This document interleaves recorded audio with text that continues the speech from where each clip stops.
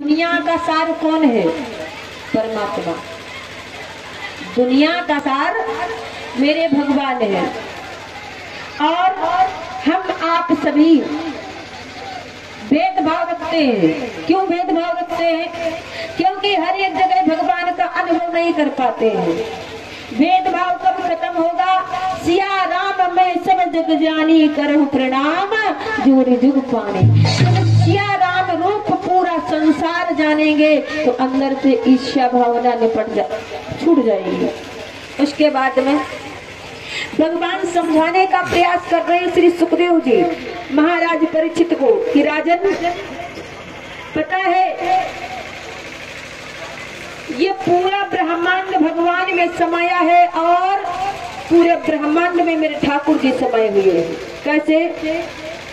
इस संसार में जितने ये वृक्ष हैं पूरे ब्रह्मांड में भगवान का अनुभव कैसे करेंगे? संसार में ये जो वृक्ष है भगवान के रूप है। पूरा ब्रह्मांड भगवान में कैसे समाया है?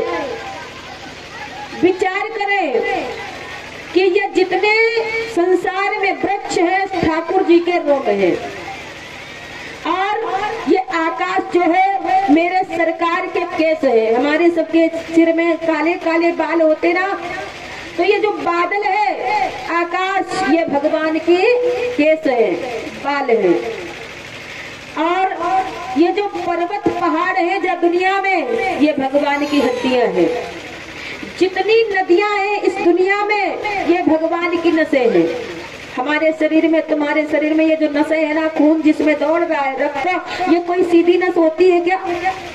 बोलो, नहीं होती ना, टेढ़ी मेढ़ी होती है। और क्या दुनिया में जितनी नदियां कोई सीधी बह रही है क्या?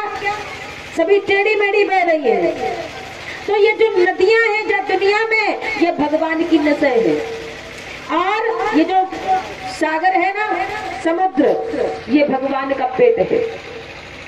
जितनी नदियां जाती हैं इस समुद्र से मिल जाती हैं। और महाराज ये जो सूर्य चंद्रमा है ना, सूर्य चंद्रमा, ये सूर्य चंद्रमा भगवान की आंखें हैं।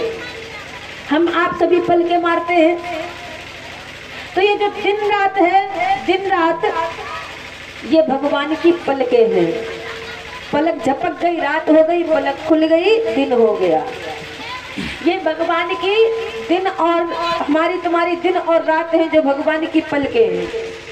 वो ब्रह्मांड नायक मेरा ठाकुर जी हर एक घट के अंदर विराजमान है। कैसे विराजमान है? परीक्षित जी, जैसे आप कितने भी बर्तन हो, गिनती में कितने भी हो, उनमें आप जल भर देना और जल भर करके दोपहर को खुले आसमान में रख देना। समझने योग्य बात है। जल भर करके आप खुले आसमान में वो बर्तन रख देना और जब जल शांत हो जाएगा तो बर्तन में झांक करके देखोगे कुछ दिखाई देगा? भाभी जी, क्या दिखाई देगा? सूर्य। आसमान में, खुले आसमान में बर्तन रखे हुए हैं, बर्तन के अंदर जल है, जल पूर्ण रूप से शांत है। तब क्या दिखाई देगा? झांक करके देखेंगे सूर्य भगवान का प्रतिबिंब। तो किसी ने सूर्य भगवान के प्रतिबिंब को आते हुए देखा घड़े में? नहीं देखा ना, लेकिन फिर भी उस घड़े में सूर्य का प्रतिबिंब है। और उसके बाद में आप जल को, घड़े को थोड़ा हिला दो तो जो सूर्य का प्रतिबिंब दिखाई दे रहा है वो दिखाई देना बंद हो जाएगा, लेकिन है उसी घड़े के अंदर। तो जो ज्ञानी साधक है, साधक जो है जिनको ज्ञान प्राप्त हो चुका है, जो साधना करते हैं, तो वो समझेंगे ये बात।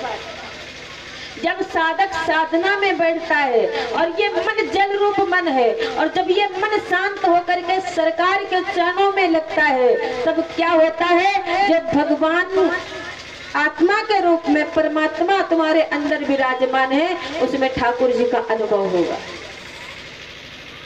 तुम ठाकुर जी का अनुभव अपने अंतरपट में कर सकते हो, लेकिन कब? जब जल रूपी मन तुम्हारा शांत होगा और जब साधक साधना से उठता है, ये मन चलायमान होता है, अभी तो मुझे ये करना है, अभी वो करना है, तो जो अनुभव तुम भगवान का अपने अंदर में कर रहे हो ये अनुभव होना बंद हो जाएगा, दर्शन होने बंद हो जाएंगे। और उसके बाद में जब ये जीवन लीला समाप्त होती है महाराज, जैसे आप उस घड़े से जल बाहर निकाल लो, जल बाहर निकाल दो घड़े से, तो क्या होगा, सूर्य भगवान का प्रतिबिंब जहां से आया था वहीं को चला जाएगा। उसी प्रकार से किसी मैया के उदर में जब गर्भ शिशु पलता है तो क्या मैया समझ पाती है मेरे बालक, मेरे गर्भ में जो बालक, उसमें किस दिन प्राण पड़े? समझ पाती जीवात्मा किस दिन पड़ी? नहीं समझ पाती ना।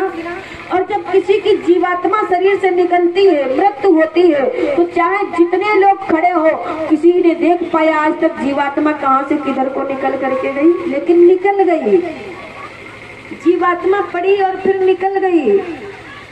वही हाल है इस मनुष्य शरीर का।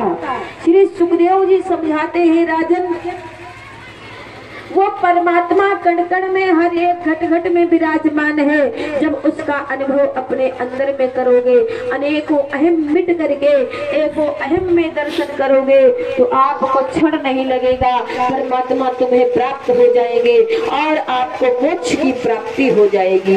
बोलिए सच्चिदानंद भगवान की।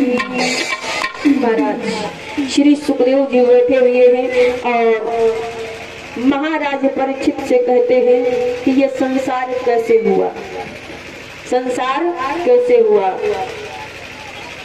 जब पूरा संसार जल में था तो भगवान का पहला अवतार बताया जाता है सनक सनंदन सनातन एवं सनत कुमार का। ब्रह्मा जी ने सोचा कि ये सृष्टि की रचना करेंगे। ब्रह्मा जी ने सोचा